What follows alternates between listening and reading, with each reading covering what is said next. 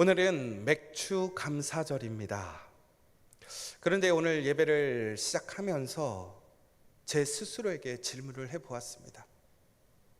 나는 오늘 감사하고 있는가? 오늘 이 자리에 서 있음을 감사하고 있는가? 이 자리에서 예배드림을 감사하고 있는가?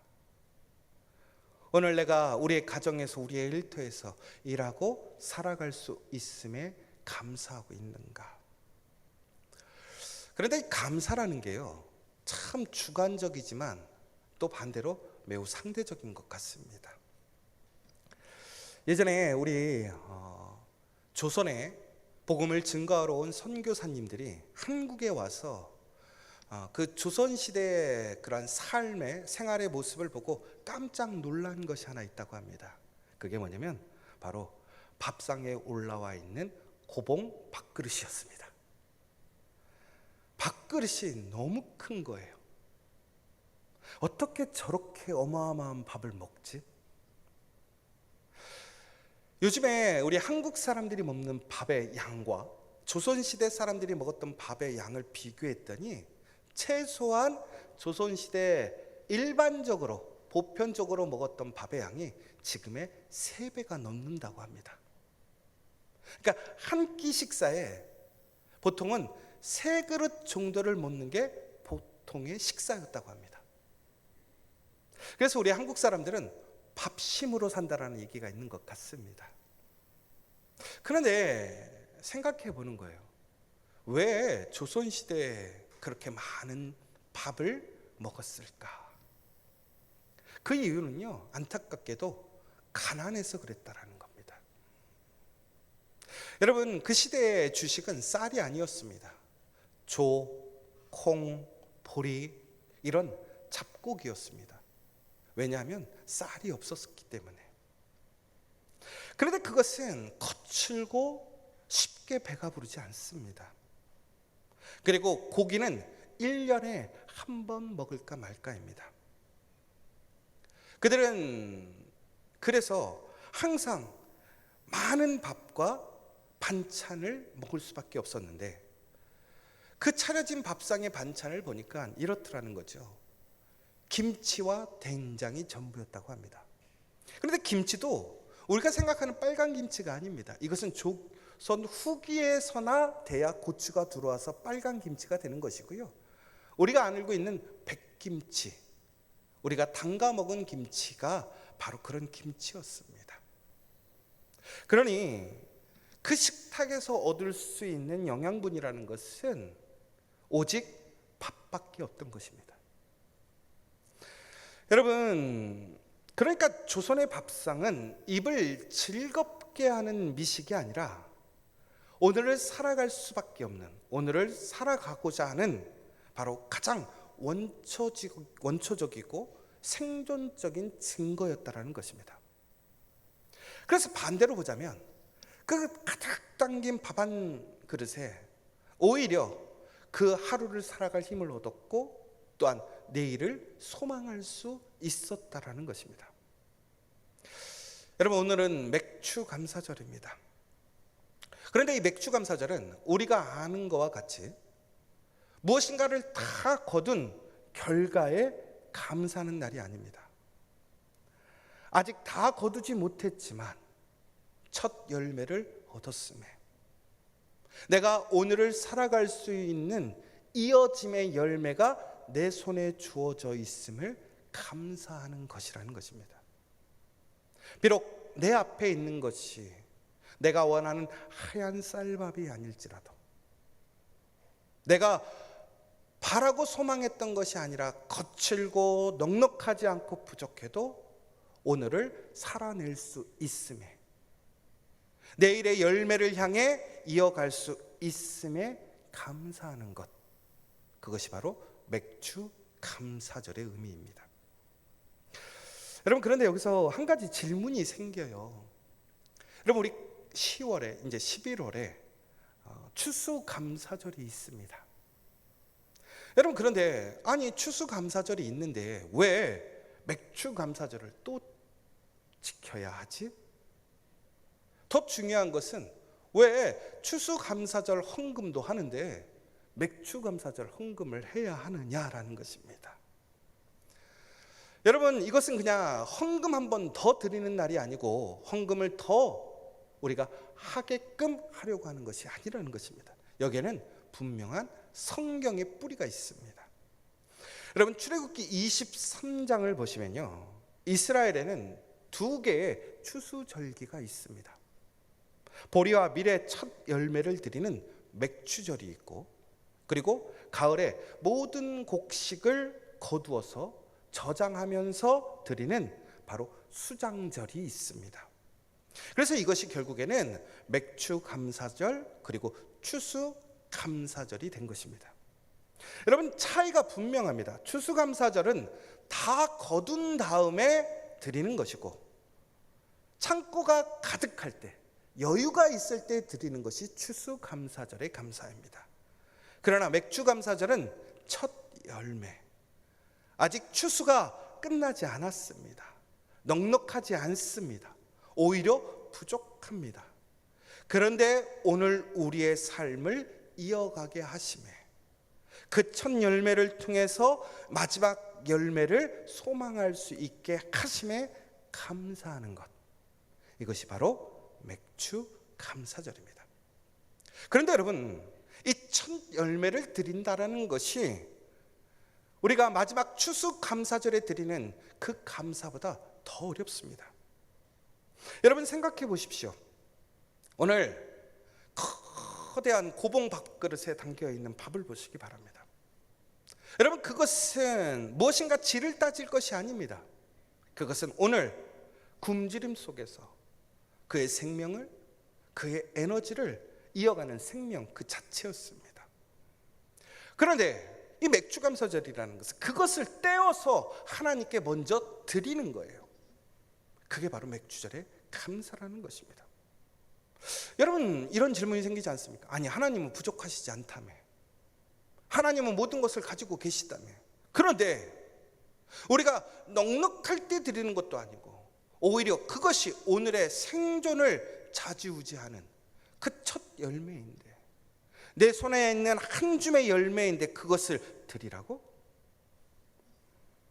여러분, 그런데 이것은 하나님께서 뺏기 위함이 아니라는 거예요. 여러분, 열왕기상 17장에 우리 사르밧 가부에 대한 이야기를 기억하실 것입니다. 여러분, 가뭄에 그 가정에 먹을 것이 다 떨어졌습니다. 그 음식을 저장했던 통에는 그저 손 한 움큼의 가루만이 남았습니다. 그리고 그 가루를 튀겨 먹을 수 있는 한 번의 기름 조금만 남아 있었습니다. 이 여인은 너무나 힘들고 소망이 없었어요. 내일에 대한 소망이 없었어요. 그러니까 마지막으로 그것으로 마지막 식사를 만들고 아들과 함께 먹고 죽으려고 작정했습니다. 더 이상 없는 거예요. 내일을 버틸 힘이 없는 거예요. 바로 그 한 움큼 너머에서 죽음밖에 보이지 않는 것입니다. 하나님을 기억하지 못하는 거예요. 하나님을 바라볼 수 없는 상황이에요. 그런데 그때 하나님의 선지자 엘리야가 그 여인에게 찾아왔습니다. 뭐라고 얘기했냐면, 너 그 마지막 한 움큼을 나에게 음식을 만들어서, 떡을 만들어서 저를 주라는 거예요. 여러분, 생각해 보세요. 여러분, 너무나 곤고하고 힘들어서 마지막 한 끼 내 자녀에게 주려고 하는데 목사님이 집에 와서 야, 그거 나 줘. 여러분 할렐루야 하시겠어요? 목사가 그럴 수 있냐라고 아마 그러지 않겠어요? 그런데 오늘 엘리야가 자기 배를 채우려고 그랬을까요? 아니라는 거예요. 뺏으려고 했던 것이 아니라는 거예요. 엘리야가 뭐라고 얘기합니까? 그리하면 비례는 날까지 통의 가루가 떨어지지 않을 것이다. 여러분, 이것이 빼앗음입니까? 아니라는 거예요. 오히려 나의 첫 열매, 그것을 시작하신 분이 누구인가를 기억하는 것, 그래서 그것을 주신 분도 하나님이시오, 가져가실 분도 하나님이시오, 첫 열매를 이루게 하시는 것도 하나님이시오, 마지막 열매를 주실 분도 하나님이시라는 그 손을 펴서 하나님께 드릴 때에 놀랍게도 하나님은 그 빈손을 채워주시더라는 것입니다. 여러분, 놀랍게도 그 가부의 가정에 그 항아리는 마르지 않았습니다. 넘쳐났습니다. 그러면 메마르지 않았습니다. 중국에는 그 첫 열매의 감사 드림은 빼앗김이 아니었습니다. 오히려 내 손에 쥔 것, 오늘밖에 살 수 없는 그것을 오히려 하나님께 드림으로 하나님을 다시 기억하고 그분을 바라보는 믿음의 고백이었다라는 것입니다. 이 매추절의 첫 열매도 마찬가지인 것입니다. 다 받은 것이 아닙니다. 부족합니다. 오히려 나에게는 이것이 너무나 가뭄의 단비와 같습니다. 그런데 그것을 통해서 나의 근원, 나의 생명의 근원, 나의 삶의 근원이 하나님이십니다 라고 고백하는 것, 이것이 바로 맥주 감사절입니다. 여러분, 오늘 읽으신 누가복음에 10명의 나병 환자들의 이야기가 나옵니다. 놀랍게도 거기에는 10명의 사람들이 나음을 받았는데 나중에는 한 사람만 돌아와서 감사하는 모습을 보게 됩니다. 여러분, 그것이 어떤 의미가 되었고 그 의미의 결과가 어떻게 바뀌었는지 오늘 우리가 조금 더 깊이 있게 나누어 보려고 합니다. 여러분, 오늘 누가복음 우리 17장 11절에 보면 예수님께서 예루살렘을 가시는 길에 10명의 나병 환자가 예수님을 쫓아옵니다. 그들에겐 소망이 없었습니다. 그들은 철저하게 사회에서 배제되었습니다. 그런데 예수님이 그곳을 지나가시는 거예요. 그들은 소리쳐 외칩니다. 예수님, 선생님, 우리를 불쌍히 여겨 주시옵소서. 놀랍게도 예수님은 그들의 외침을 외면하지 않으셨어요. 여러분, 우리가 하나님 앞에서 부르짖을 때, 우리가 예수님의 이름으로 부르짖을 때 하나님은 결코 우리의 외침을, 부르짖음을 외면하지 않더라는 것입니다. 여러분, 그런데 참 희한합니다. 예수님께서 그 나병 환자들을 만나셨어요. 그런데 예수님이 바로 그 자리에서 그들을 고쳐주시지 않습니다. 오히려 14절에 보면 뭐라고 되어 있습니까? 너희들 가서 제사장에게 가서 너희의 몸을 보여주라고 얘기합니다. 여러분, 이것은 반대의 모습입니다. 무슨 얘기냐면 오히려 그들이 병 고침이 마무리되었을 때 그들은 그의 병이 나았음을 제사장에게 확인받고 그들의 삶의 자리로 돌아갈 수 있는 것입니다. 그런데 오늘 예수님은 그들의 몸에 변화가 없는 거예요. 병이 고쳐지지 않았어요. 그런데도 불구하고 오늘 제사장에게 가서 너희의 몸을 보이라고 얘기합니다. 그러니까 이것은 이 얘기예요. 너희가 나을 것을 믿고 제사장에게 가라는 것입니다. 여러분, 이것은 큰 믿음이 필요한 명령이었습니다. 그런데 놀랍게요, 한 명도 빠짐없이 그 10명이 모두 다 예수님의 말씀을 믿고 순종해서 제사장에게 갑니다. 여러분, 한 사람의 순종도 쉽지 않습니다. 아마 10명 중에 분명히 한두 명은 의심하고 함께하지 못할 것입니다. 그런데 오늘 이 자리에 모였던 10명은 그 누구도 예수님 앞에 흔들림 없이 그 믿음으로 제사장에게 나아갔다는 거예요. 여러분, 그런데 놀라운 것은 무엇입니까? 그들이 가다가 깨끗함을 받았다라고 얘기하고 있습니다. 여러분, 10명이 모두 다 나으신 거예요. 한 명도 빠짐없이 동일하게 치료함을 받았다라는 것입니다. 여러분, 여기서 중요한 사실이 있어요. 오늘 그 나음은 믿음으로 받게 되었다라는 사실입니다. 10명이 믿고 순종하니까 10명이 모두 다 나음을 받게 되었다라는 거예요. 여러분, 그 자리에 참여했던 모든 사람들이 그 자리에서 동일한 은혜를, 동일한 능력을 체험하게 되었다라는 것입니다. 저는 오늘 우리 성산교회 모든 성도들이 이 10명의 나병 환자들처럼 모두가 한 마음으로 한 믿음으로 순종하여서서 예수님의 그 놀라운 은혜를 모두가 힘있기를 간절히 축원합니다. 여러분, 우리도 마찬가지 아닙니까? 오늘 이 시간 우리는 하나님 앞에 부르짖습니다. 근데 놀랍게도 하나님은 차별하시지 않더라는 거예요. 그 예수의 이름으로 부르짖는 여기에 있는 한 사람 한 사람에게 모두 다 동일한 은혜를 허락해 주시더라는 거예요. 여러분, 오늘 이 자리에 있는 이유가, 여러분 있을 수 있는 이유가 무엇입니까? 바로 그 하나님의 은혜로 우리는 오늘 이 자리에 서 있는 것입니다. 그런데 여러분 15절을 보세요. 뭐라고 되어 있냐면, 그 중에 한 사람이 자기가 낳은 것을 보고 큰 소리로 하나님께 영광을 돌리며 돌아와 예수의 발 아래에 엎드려 감사하니라고 되어 있습니다. 여러분, 10명이 모두 다 예수님께 찾아왔습니다. 그리고 담대한 믿음으로 예수님의 말씀에 순종해서 제사장에게 나아갔고, 그 과정에서 깨끗하게 나음의 은혜를 입게 되었습니다. 그런데 그 10명 중에 오직 한 사람만이 돌아왔다라는 거예요. 하나님을 영광스럽게 찬양하고 예수님께 돌아왔다라는 것입니다. 여러분, 그러면서 감사가 과연 뭘까 생각해 봐요. 감사라는 건 결국은 뭐냐? 돌아오는 것입니다.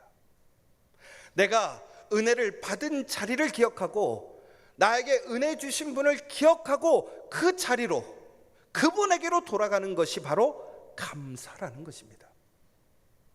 여러분, 나머지 9명도 그 은혜를 누렸습니다. 그리고 기뻤습니다. 고마웠을 것입니다. 그런데 그들은 돌아오지 않았습니다. 여러분, 그들의 입으로 그들은 아마 고맙습니다 하고 얘기하고 갔을 수도 있어요. 그러나 그들은 돌아오지 않았습니다. 결국은 그들은 감사하지 않은 것입니다.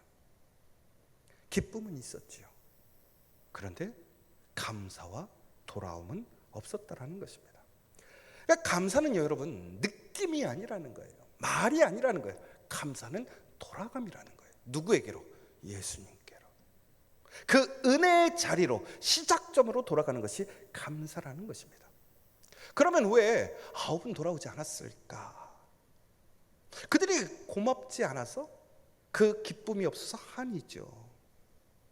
그런데 그들이 놀라운 예수님의 은혜를 체험했을 때 그들의 시선이 어디로 옮겨지냐면 나은 몸으로 갔습니다. 이제는 내가 이 몸으로 무엇을 할 것인가? 내가 돌아가야 될 가정, 사회, 내가 받은 은혜로 누려야 되는 그 기쁨의 포커스가 간 거예요. 그런데 한 사람은 달랐어요.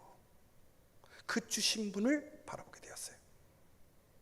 여러분, 왜 그런 줄 아십니까? 바로 그 돌아온 한 사람은 그것을 당연히 여기지 않았던 것입니다. 무슨 소리냐? 여러분, 오늘 이 돌아온 사람의 모습을 보시기 바랍니다. 여러분, 이 돌아온 사람은 바로 이방인 사마리아인이라고 되어 있습니다. 여러분, 우리가요, 하나님이 주신 은혜에 멈추면 하나님이 주신 그 은혜에 머무르게 됩니다. 그런데 우리가 감사로 나아가게 됐다면, 다시 그 자리로 돌아가면 하나님께서는 더 놀라운 구원의 은혜를 주시더라는 거예요. 여러분, 그런데 이 9명은 자신이 받은 은혜, 그 선물에 만족하고 있고 거기에 머물러 있습니다. 거기에 집중하고 있습니다. 그런데 돌아온 한 사람은 바로 그것을 주신 예수님을 바라보게 돼 있는 거예요. 예수님이 뭐라고 되어 있습니까? 10사람이 다 깨끗함을 받지 아니하였느냐? 그 9은 어디 있느냐? 이 이방인 외에는 하나님께 영광을 돌리러 온 자가 없느냐? 여러분, 9이 어디 있느냐, 이 이야기가 우리의 가슴을 찌르고 있습니다. 여러분, 무엇보다도 방금 전에 말씀드린 것처럼 그 돌아온 한 사람은 사마리아인이었습니다. 이스라엘 사람들이 가장 증오하고 저주하고 거룩하지 못하다고 함께 있기도 싫어했던 그 사람. 여러분, 근데 여기서도 아주 놀라운 비밀을 보게 되는데, 여러분, 10명이 모두 다 믿음으로 예수님께 나아갔을 때 거기에 제한이 없었더라는 거예요. 그들은 1차적인 제한이 있었죠. 나병 환자였습니다. 결코 예수님께 가까이 올 수 없는 사람들이었습니다. 그런데 예수님께서는 그들이 예수님께 가까이 오는 것을 허락하셨더라는 거예요. 그리고 그들의 믿음대로 그들을 치유해 주셨습니다. 근데 놀랍게도 그 중에 한 명은 어떤 사람이었느냐? 이방인 사마리아인이었다라는 거예요. 어찌 보면 나병 환자보다도 더 부끄러운 것입니다. 함께 할 수 없는 것입니다. 그런데 예수님은 어떻게 하셨느냐? 바로 나병 환자이면서 동시에 사마리아였던 그 이방인을 그의 믿음대로 동일하게 하나님의 은혜를 허락하셨더라는 거예요. 그는 치유함을 받았더라는 것입니다.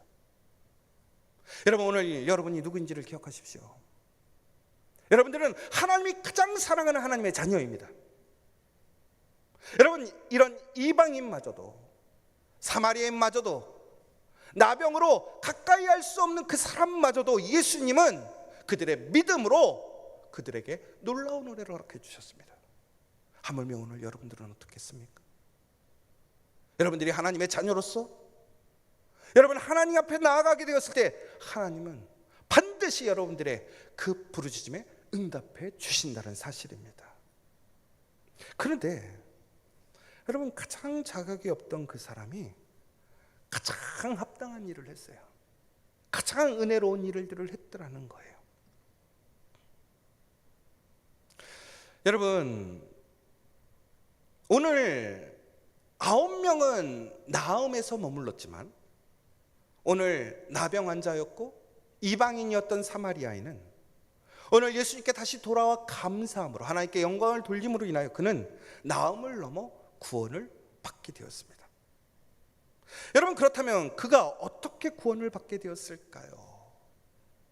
그는 당연히 여기지 않았더라는 거예요. 여러분, 아마도 그 9명의 사람들은 유대인일 확률이 큽니다. 유대인들은 예수님의 놀라운 은혜에는 감동했지만 당연히 자신들이 받아야 될 거라고 생각했던 거예요. 그런데 사마리아인은 그렇지 않았습니다. 자기는 받을 수 없는 사람이었어요. 그런데 오늘 받았더라는 거예요. 그런데 더 놀라운 것은 무엇입니까? 그가 예수님을 기억하고 감사의 자리로 왔어요. 감사하니까 당연히 받을 것이라고 생각했던 사람들은 나음에 머물러 있지만 그 사마리아인은 오늘 구원을 얻는 놀라운 역사가 시작되었습니다. 그 은혜가 시작되었다라는 거예요. 여러분, 감사하는 사람이 가장 복된 사람입니다.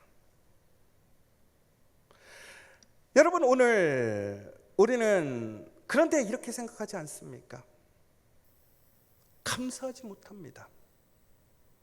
내가 얼마나 이렇게 열심히 일했는데, 내가 얼마나 헌신했는데, 내가 얼마나 수고하고 봉사했는데, 그러니까 나는 당연히 이 정도는 누려야 되는 거 아니야? 나는 이러한 지분이 있는 거 아니야? 오히려 나는 부족하다고 생각하고 있지는 않느냐라는 거예요. 여러분, 그런데 오늘 나라는 한 사람이 내가 살아가는 삶의 자리에 그 서 있는 것이 나의 능력입니까? 여러분의 가정은 여러분이 세우셨습니까? 여러분의 일터는 여러분의 능력으로 세워진 것입니까?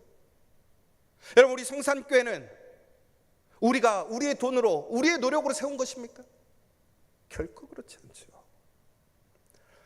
당연히 여러분, 이 거룩한 공동체를 위해 여러분의 눈물과 피와 땀이 들어가 있습니다. 수고가 들어가 있습니다. 그런데 하나님께서 허락하시지 않고 하나님께서 도와주시지 않았다면 우리는 이곳에 돌덩이 하나마저 세울 수 없는 사람입니다. 그럼 다시 물어봅니다. 결국은 오늘 나는 이 자리에 나의 힘으로 서 있는 것이 아니고 우리의 가정도 그렇고 우리의 일터도 그렇고 우리의 성산교회도 마찬가지라는 거예요.